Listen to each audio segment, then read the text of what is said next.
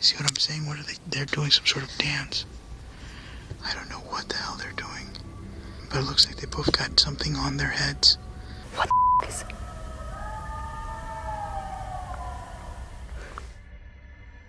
Venturing into the woods alone at night can be terrifying. But what happens when you encounter someone or something you'd rather never meet? Tonight, we're diving into the 6 most disturbing camping encounters ever recorded. These clips will make you think twice about ever stepping into the woods alone again. Let's delve straight into this first disturbing encounter. On January 12, 2022, a newly created YouTube channel called Paranormal Instincts uploaded a chilling video.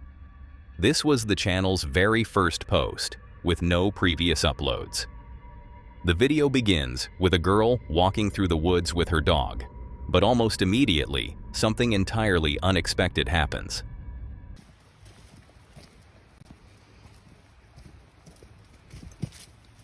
Come on, Bruce.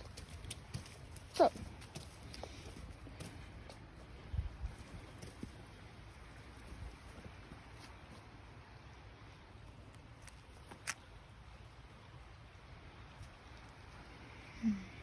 Come on. Come on. Oi. Come on. Bruce. Come on.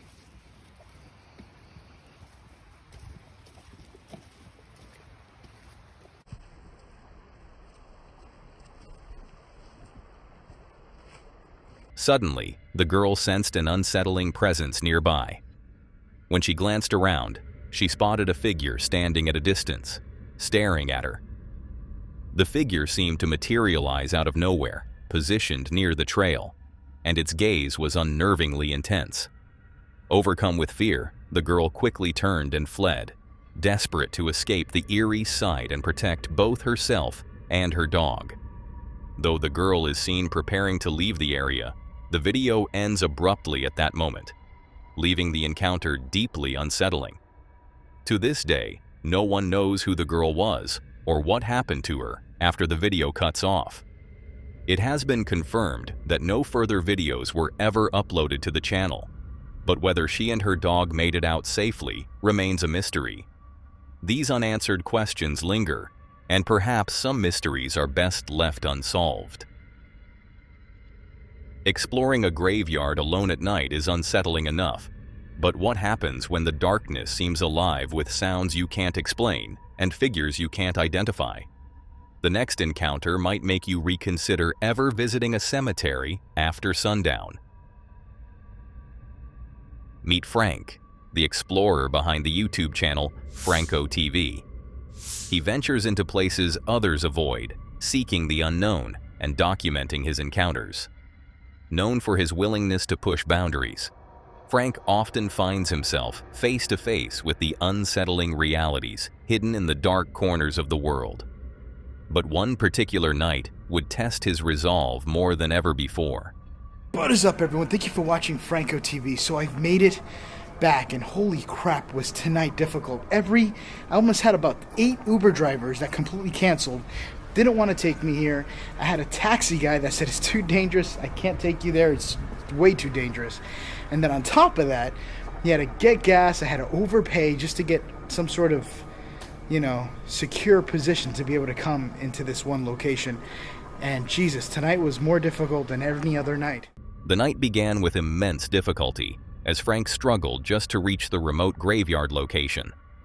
Multiple rideshare drivers canceled, and even a taxi driver initially refused, citing extreme danger. This ominous start foreshadowed the unnerving experiences that awaited him. Made it back here, and luckily for me, I checked in with security to see who is the owner of this radio. And a couple of guys that were here saying it's not ours, it could have been a day shift or mid-shift person that owns this radio, but they're like, I don't know what to do with it because we're not going to see it. The thing is, out here, nobody really cares or gives a crap. So I ended up holding on to it, and I said, well, do you guys mind if I hold on to the radio?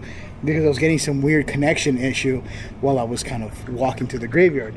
I am going to have it on to the duration of this video to see if I can get that weird frequency again. If I do, I'll probably try to contact it or... Adding to the strangeness, Frank came into possession of a mysterious radio found at the site earlier. Security personnel didn't claim it, leaving Frank to wonder about its origins and the odd frequencies he'd briefly heard near the graveyard. He decided to keep it on, hoping to capture the strange connection again. Right now I've made it to an area where the people buried in this specific location is people who've taken their lives. This whole area here is everyone who's took their lives pretty much the wrong way. Self-delete. I'm sure you guys catch the drift. Frank made his way into a specific section known for a dark history, the resting place for individuals who had tragically taken their own lives. The atmosphere here felt particularly heavy, a somber energy clinging to the rows of tombs. Let me put the radio on my neck. I just switched over to my other camera. It has a better viewing lens at night, so I don't really have to have a flashlight turning on, and everybody kind of knows my position. So as I was saying, I know the quality looks a little bit bad, but it's much safer for me. Walked from this point over here to the right. Definitely saw somebody walking. Seeking safety and stealth, Frank switched to a camera with better night vision to avoid using a flashlight. Almost immediately after, he saw a figure moving in the distance, prompting him to quickly change direction, navigating the confusing, labyrinthine corridors of the cemetery. The feeling of unease intensified. What was that?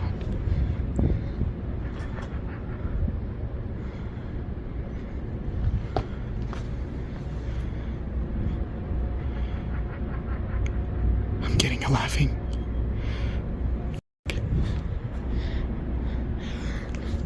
I don't want to go back because the only way to get to this area.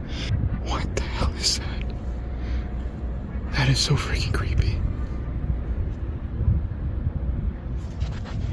That literally just gave me chills down my spine hearing that. Suddenly, the silence was broken by a chilling sound, distinct laughter echoing through the tombs. Frank froze, trying to pinpoint the source, the sound seemingly drifting from multiple directions. It was deeply unsettling, adding a layer of psychological dread to the already tense exploration. It sounds like footsteps. Like somebody running. Right over here, sounds like somebody running. I'm gonna turn on the light. Screw it.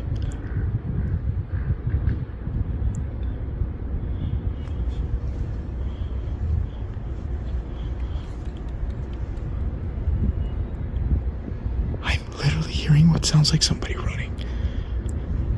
And it sounds like they're barefoot. The auditory strangeness didn't stop there. Frank then heard what sounded unmistakably like barefoot footsteps running nearby, further amplifying his fear and making him question if he was truly alone. There is definitely something glowing on the inside. There's just 2 candles on.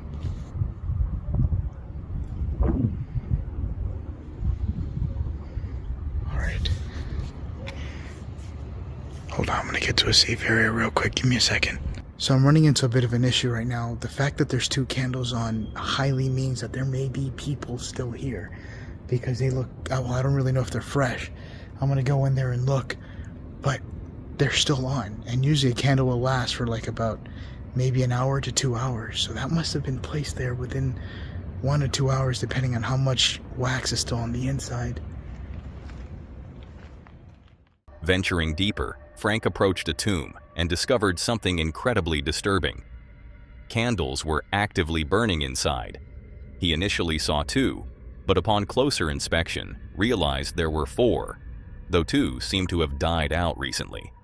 This was undeniable proof that someone else had been there very recently, possibly still lurking nearby. So this is the first one. That's the second one. It looked like it stopped not too long after. These have just been pooling there for a little bit. But as far as the candles, I don't see anything disturbed. I don't even know what the hell this guy was trying to do. What if he was trying to break in?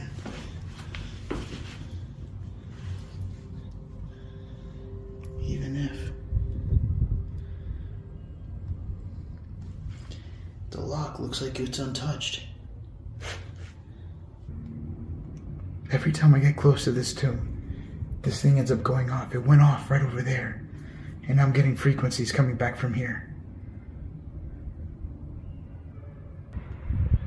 It sounds like it's a faraway frequency, but I'm not sure what it is or what I'm hearing.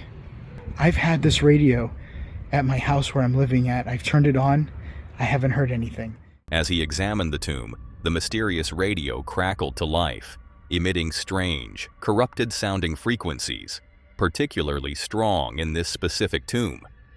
Simultaneously, the distant sounds of dogs barking and unsettling noises began to permeate the graveyard, creating a disorienting and frightening cacophony.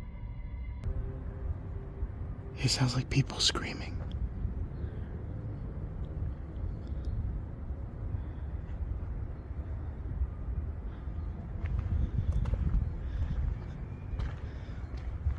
Who's here with me?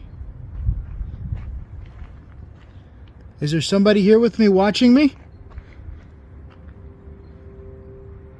I literally feel like I'm being watched. I've been having that weird, creepy feeling since I went into that one tomb. The feeling of being watched became almost overwhelming as Frank heard what sounded like people screaming in the distance, contrasting sharply with the silence he encountered when he moved towards the front of the graveyard later. What is this?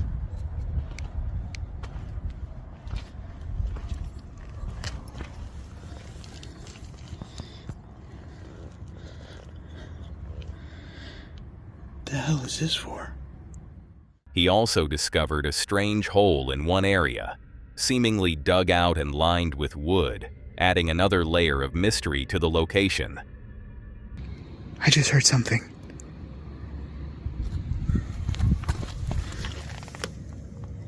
I don't even know what the hell that was. I can't even understand it.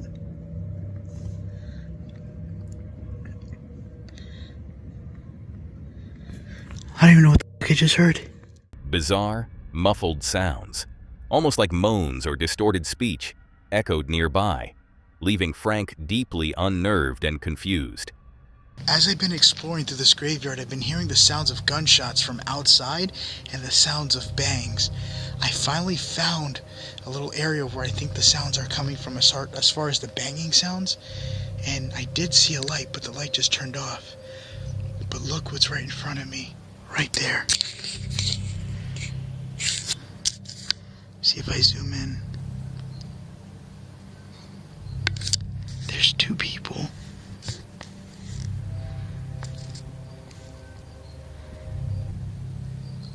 They could be the ones putting candles around the graveyard. I don't know if that was the same person I seen the last time with the flashlight. But I think those are witches. Nobody's supposed to be in here right now. And no one in here is doing what I'm doing. And that area that they're at is a very, very, like, look at that. See what I'm saying? What are they? They're doing some sort of dance. But that area there is not too far where the dolls are. And the witchcraft with all the pictures. I don't know if that's what they've been doing. The culmination of the night's terror arrived when Frank spotted lights in the distance. Zooming in, he saw two figures engaged in what appeared to be a ritualistic activity. They seemed to be swaying or dancing, possibly praying, near an area known for witchcraft paraphernalia found previously. I don't know what the hell they're doing. But it looks like they both got something on their heads. And they're praying towards something. I really don't want to get any closer. The figures wore something on their heads and directed their attention towards an unseen point, solidifying Frank's fear that he had stumbled upon something dangerous and forbidden. Frank decided the situation was escalating beyond manageable risk. Between the unexplained sounds, the evidence of recent human activity, and witnessing a potential ritual, the graveyard proved too perilous to explore further that night. Leaving the figures and the lingering sounds behind, he made his escape, the chilling events etched into his mind. Was it paranormal, human, or a disturbing mix of both? The questions remain, a testament to the very real dangers lurking in the shadows. Still recovering from that moment? Brace yourself. Things are about to take an even darker turn. Imagine this: a haunting encounter in the middle of a deserted parking lot, where every flicker of a streetlight and echo of footsteps sends a chill down your spine. A few years ago, on May 2nd, a TikTok account by the name matterose.xo uploaded a spine-chilling video that quickly caught the attention of viewers. Known for sharing eerie and unexplained clips, the account had already built a reputation for unsettling content. But this particular video was different. It captured a deeply disturbing moment involving a young woman sitting alone in her car, parked in an empty lot, when she suddenly noticed something haunting reflected in her rearview mirror. It all started late one night as the woman sat alone in her car. What happened next was far more unsettling than she could have imagined. Something seemed to stir just beyond view, as if an unseen presence was lurking in the darkness behind her vehicle. I understand this is probably going to sound insane or look like a blur to you, but I was crying. I watched this thing move across in my rearview mirror when I was driving back of my car to the front. I could see it from outside and in the mirror. It got out of my car, like staring at me, but if I looked away, I couldn't find it until it was closer. I have never felt fear like this. The hair on my arms was standing up. I was crying on the phone with my mom, waiting for my stepdad to come over because I couldn't believe this is what I really saw. There was a figure, visible only through the rearview mirror. Every time she turned to look directly, it vanished without a trace. The chilling realization sent her into a panic. Overcome with fear, she broke down in tears and began frantically calling her mom and stepdad, pleading for them to come and get her. As she documented the entire ordeal on video, she described the sensation of the hairs on her arms standing on end. Despite the eerie presence and overwhelming terror, she still couldn't make out what or who the figure truly was. To this day, no one knows who or what that figure truly was, or the origin of its unsettling appearance. The woman was never heard from again. Whether she was too shaken to recount what happened, or something far more disturbing silenced her, remains a mystery. Whatever occurred that night left behind only questions and a lingering sense of dread. Some mysteries, it seems, are never meant to be solved. What happens when human conflict shatters the peace, leaving you isolated and terrified? This is a chilling encounter captured by hunters that serves as a stark reminder of the dangers lurking just beyond the tree line. Meet Nick and Ted, part of the team behind the popular YouTube channel, The Hunting Public. Their channel documents the real, unfiltered experiences of hunting across the country, often on public land. They share the highs and lows, the strategies, and the raw beauty of the outdoors. But one trip would test their nerves in a way no hunt ever had, forcing them to confront a situation far more frightening than any wild animal.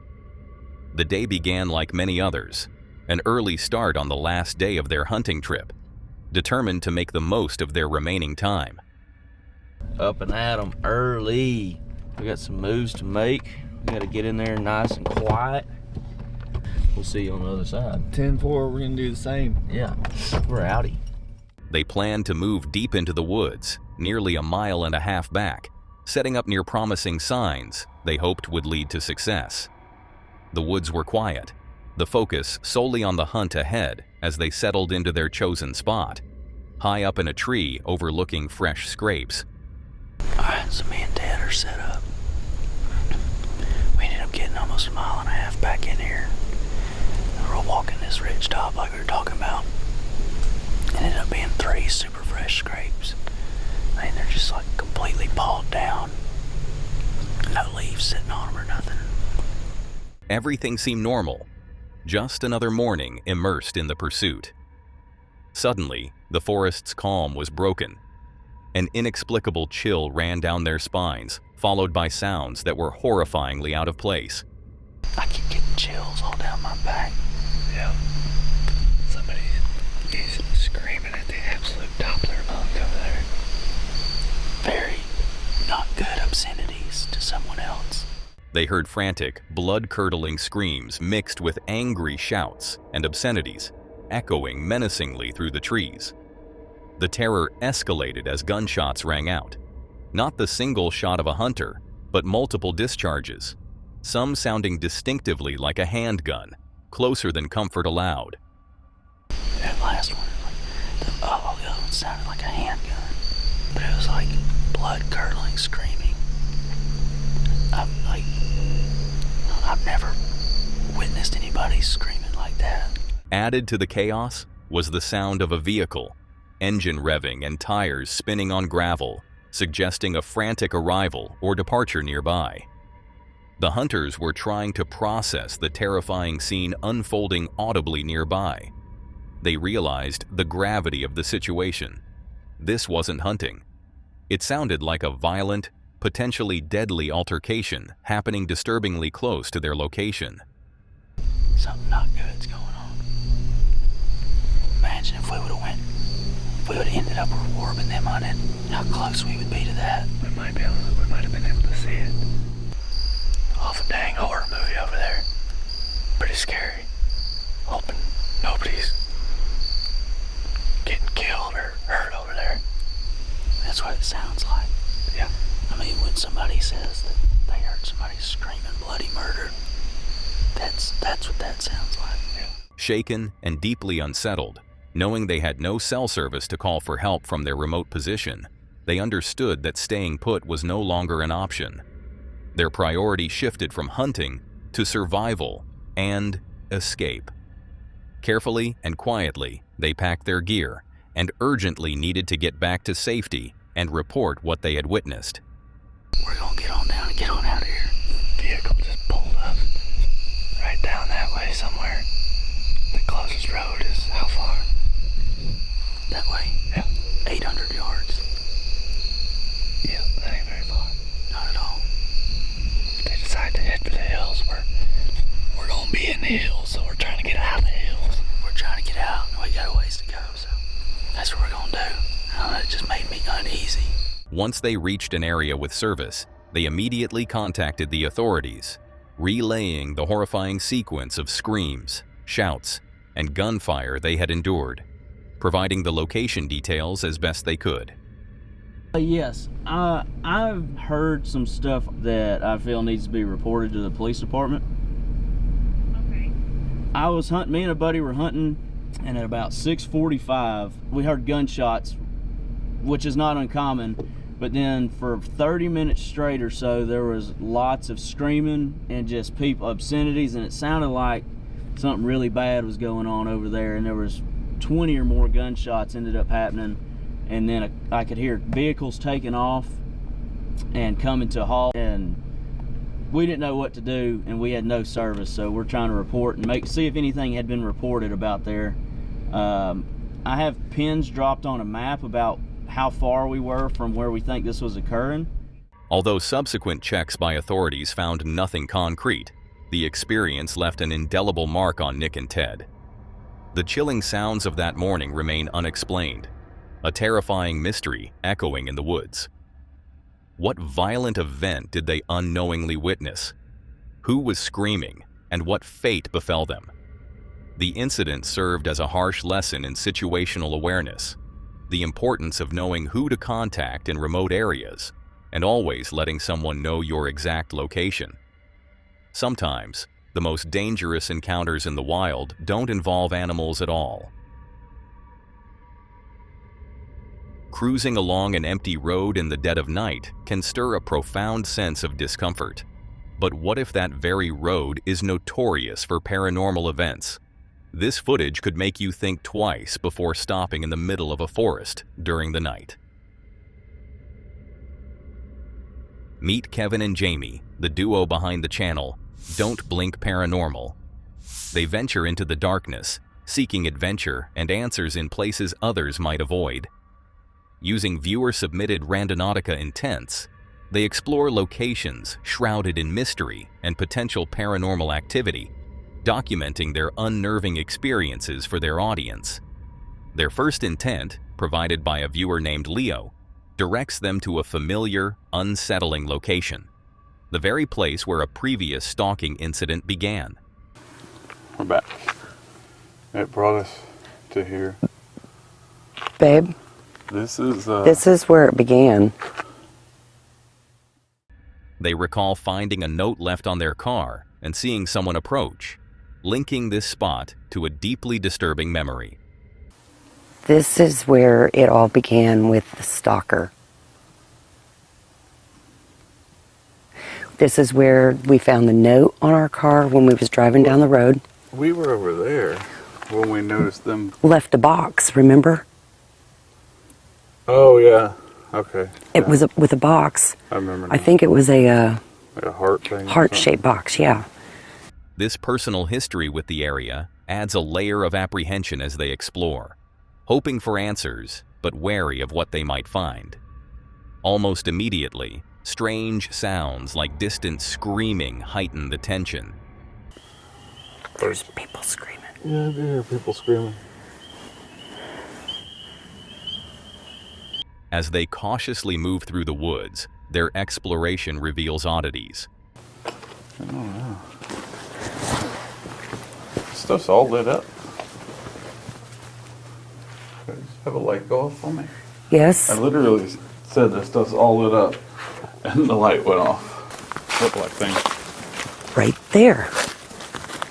See it? Right there. Oh, I don't know. Oh, It's a burnt tree. burnt. Good Lord. Well, Whoa. don't you find that odd that it's the only burnt Yeah, that's tree? what I was about to say.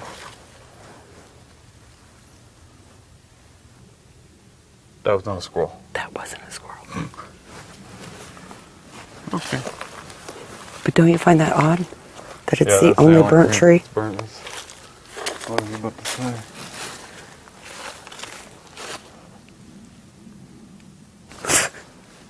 An area inexplicably lit up before a light suddenly extinguishes.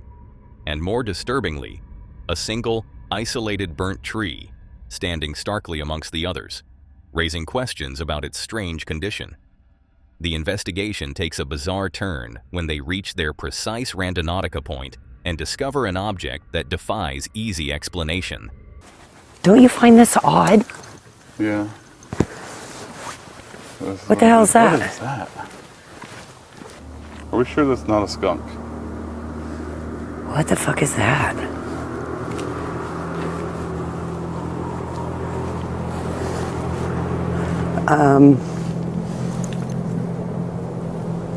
No, that's a skunk. But it's a stuffed animal. At first, they find a stuffed skunk inexplicably placed in the woods. This strange finding occurs just as they hear an unidentifiable noise, leaving them feeling watched and deeply unnerved. In the next one, Larry suggested that they find themselves directed towards an even more ominous location, All Hallows Cemetery. And deciding to use a spirit communication tool, Kevin activates the Spirit Talker app. The moment he asks who is present, a loud, unidentifiable noise erupts, seemingly surrounding their car, causing genuine panic. Okay. Who's here with us right now?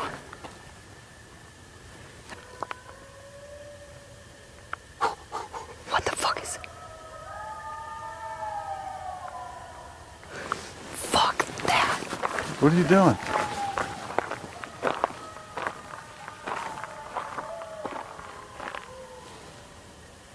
Babe.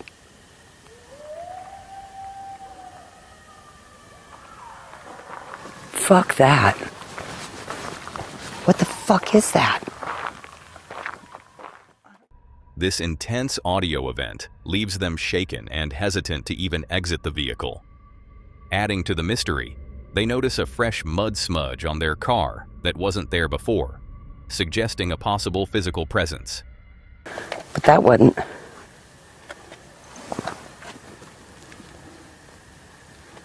Yeah, I don't remember that being on the car. What It looks like the fuck? mud was just like smudged on there. What? You're blinding Well, then me. get out of my light. The spirit talker begins relaying unsettling messages, which grow increasingly direct and alarming, warning them to be careful. The communication becomes interactive and even more disturbing. Sounds resembling knocking on their car punctuate the session, and the spirit talker seems to confirm this, stating, "Of course." Did you hear knocking? Yep. That sounded like it was on your car. That did sound like it was on my car. It sounded like somebody running.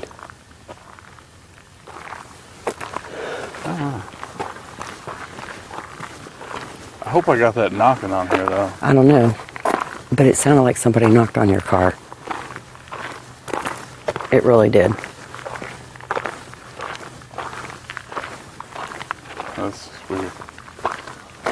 There's been all kinds of stuff. Of course. Of course. Of what? course. I don't know. It just said of course. Of course somebody did knock on our car. I don't know. Their final intent for the night, creepy toys from Ronald, leads them down dark, winding gravel roads to a secluded, overgrown area near a small body of water. Creepy Toys by Noisy play. What? Creepy Toys by Ronald Tomlin. This is friggin' creepy. This place is creepy at night. There. It's on that way. What is this though? Like a little friggin' pond or something. I thought it was a lake. After searching the trash-strewn eerie spot, they discover the objective of their intent in a truly unsettling fashion. Hidden strangely up in a tree, they find not a typical toy, but a bizarre, creepy figure resembling a scarecrow or crow-like entity, disturbingly holding a smaller, white ghost figure. Behind you. Bam. Where? Right there. Is that a doll? What is that? I don't know what you're talking about. It's in the tree.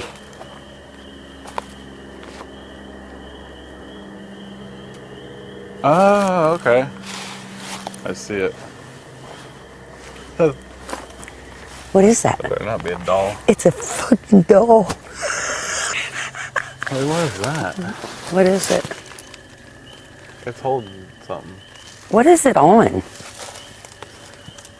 Oh, hell no. Oh my god.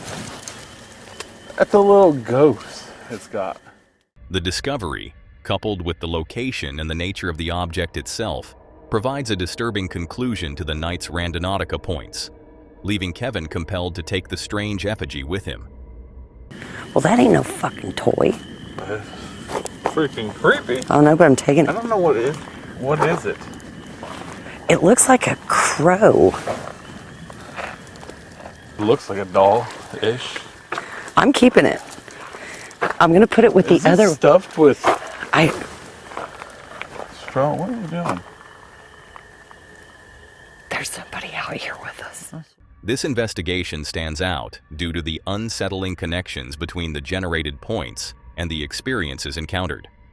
The combination of personal history, chilling electronic voice phenomena, and bizarre physical discoveries creates a deeply disturbing tapestry.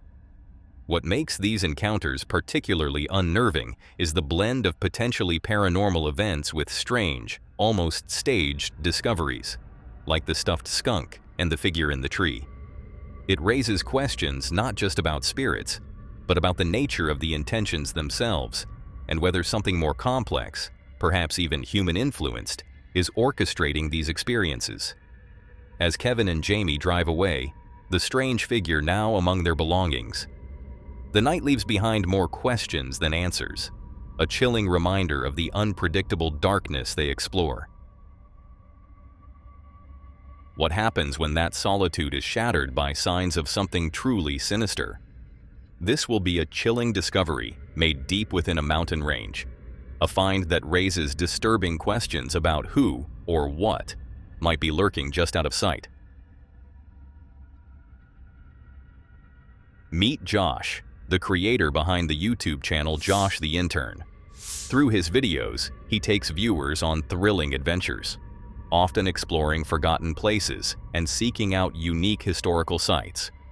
His enthusiasm for discovery is usually infectious, but one particular journey into a remote mountain range would lead him to an encounter far more disturbing than he could have ever anticipated.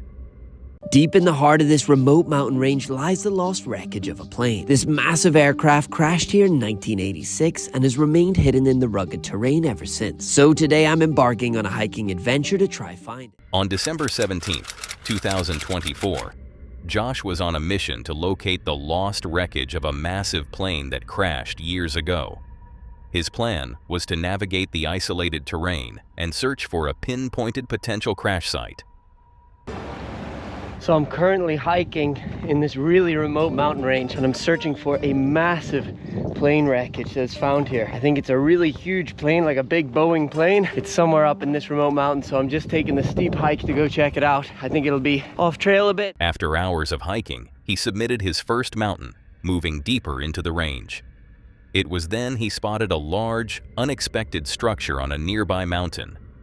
I hadn't seen anyone or any trace of people during that time, but all that was about to change as I suddenly spotted a large structure on another mountain just in front of me. Curiosity led him to investigate what turned out to be a massive, historic fort. And after a brief exploration, he continued his original trek. But this is when the atmosphere of his adventure began to shift. The scenery was stunning, but then something unusual off the path caught his eye. The ruins of an old building. The trail I was following was stunning and took me past some incredible views, but then I spotted something unusual just off the path. It seemed to be the ruins of an old building. He decided to take a closer look, a decision that would lead to a terrifying discovery. It quickly became apparent that someone was using, or even living in, these dilapidated ruins deep in the middle of nowhere. Someone definitely lives here. There's canned food. Someone definitely lives here. Maybe not all the time, but often enough, which is crazy because this is really in ruins. What Josh found next was truly horrifying. The walls and floor were littered with numerous photographs, all seemingly of the same few people. Okay, this is really creepy. This is really creepy. There is photos of the same person up on the wall. Like this is a stalker's house or something. Oh, there's so many photos on the floor everywhere. This place is littered with the same photos of the same people. These are all photos of people. All photos of people on the floor. The sheer volume of photos, displayed in such a remote and squalid setting, painted a disturbing picture, suggesting an obsessive and unsettling presence. The place felt like a stalker's den, a deeply creepy realization in such an isolated location. Shaken by the discovery, Josh quickly decided to leave the disturbing site. As he exited, he noticed a smaller, adjacent structure. Inside, he found a makeshift bed and, ominously, what appeared to be rope. As I headed out of the building, I also found this smaller structure just by it, and inside there was a bed along with what appeared to be rope. This left him with an intense feeling of being watched, the sudden quiet of the mountains now feeling eerie and threatening. After leaving that house, I feel like I'm being watched. All of a sudden feels very quiet and eerie around here. He knew he had to report what he'd found to the authorities. Despite the unsettling encounter, Josh pressed on towards his original goal and, after a short scramble, finally located the plane. Although Josh later contacted the authorities about the disturbing ruin and its contents, the questions raised by his discovery remain. Give an update also on the location. Now I am back in civilization. I have contacted the authorities. This was filmed a few months ago actually, so I contacted them. I sent them the location and photos of the area. I haven't heard anything back from them. Who was inhabiting that derelict building? And what was the story behind the countless photos? The chilling find serves as a stark reminder that sometimes the most unsettling horrors are not supernatural, but human. The mystery of the mountain dweller and their obsessive collection remains unsolved, a disturbing thought for anyone venturing into those remote peaks. That's all for today, folks. If you want to see more of this creepy content, click on the video on screen.